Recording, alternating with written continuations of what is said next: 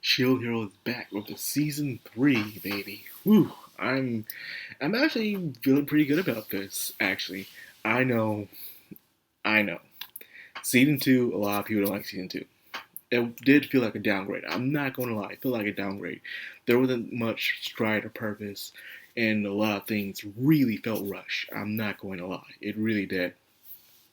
And the only thing I really did like about season 3 was the bad guy.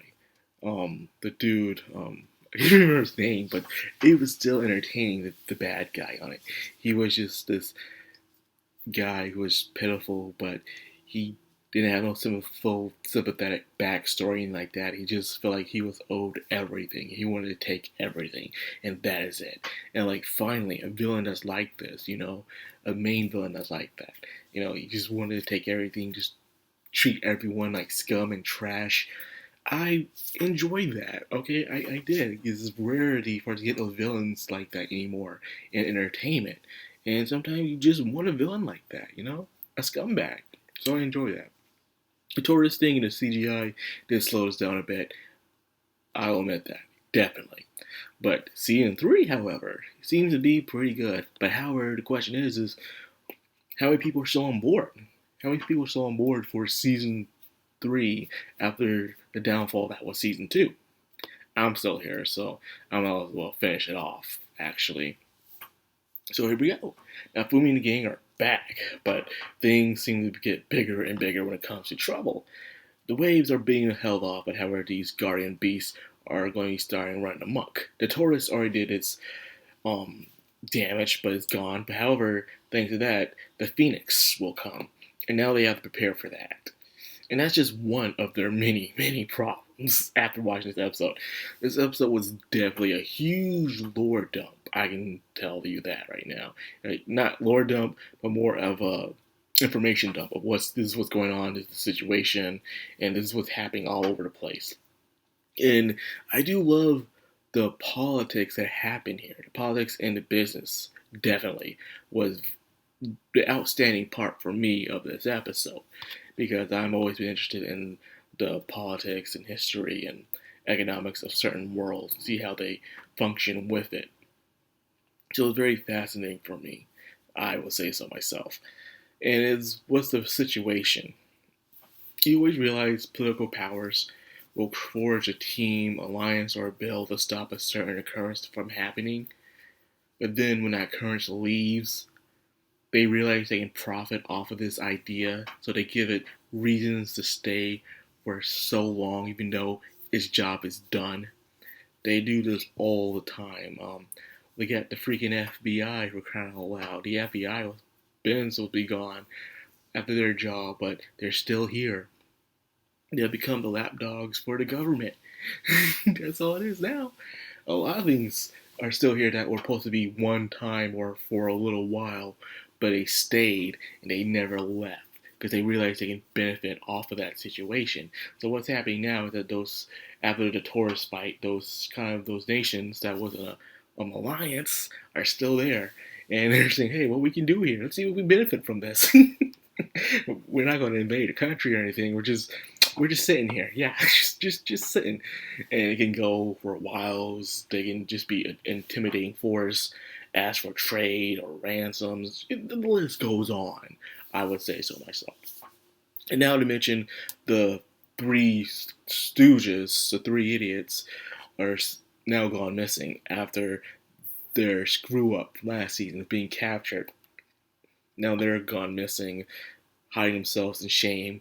And not only that, Miss Bitch, is also out there somewhere plotting some stuff. I'm sorry, they should have killed this girl. I have a feeling she's going to cause some chaos. There's no way she's going to humble herself. She looks like a very pity person that will never accept accountability, man. She does not look like the person accept accountability.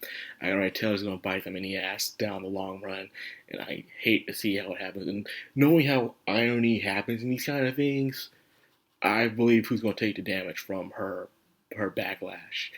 Ooh, I can already tell, man.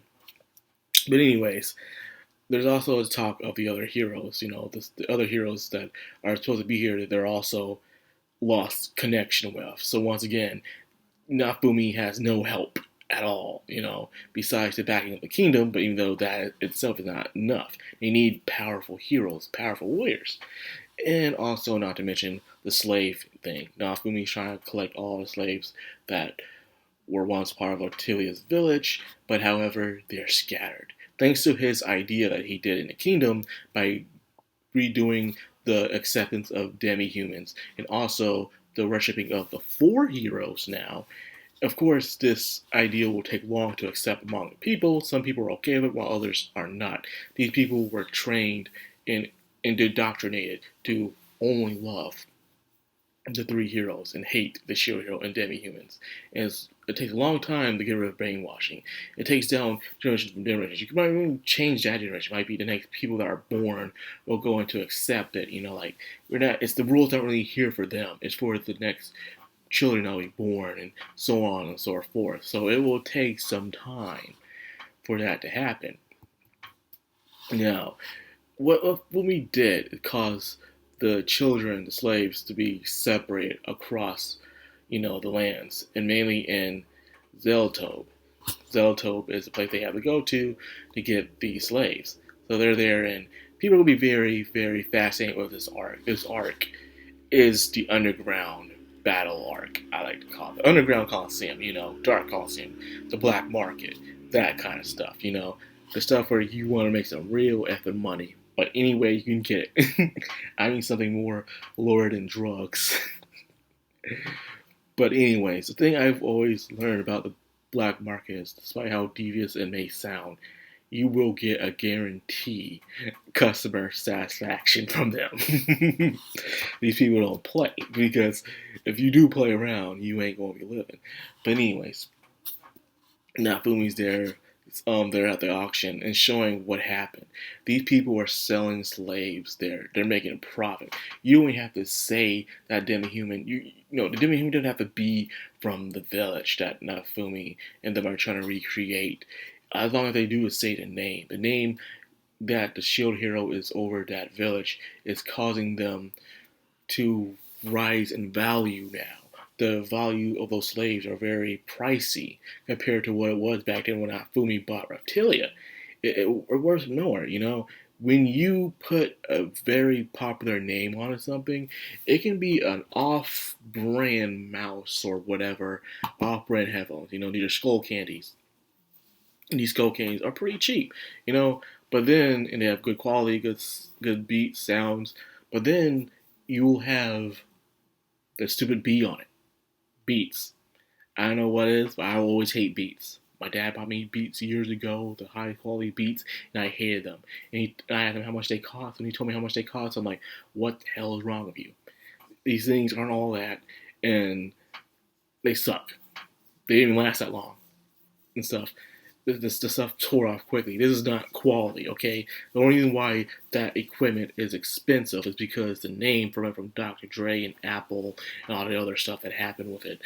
But anyways, I'm getting off track. What I'm trying to explain is that what raises the value within an object is the consumer confidence, I would call it. It's called consumer confidence.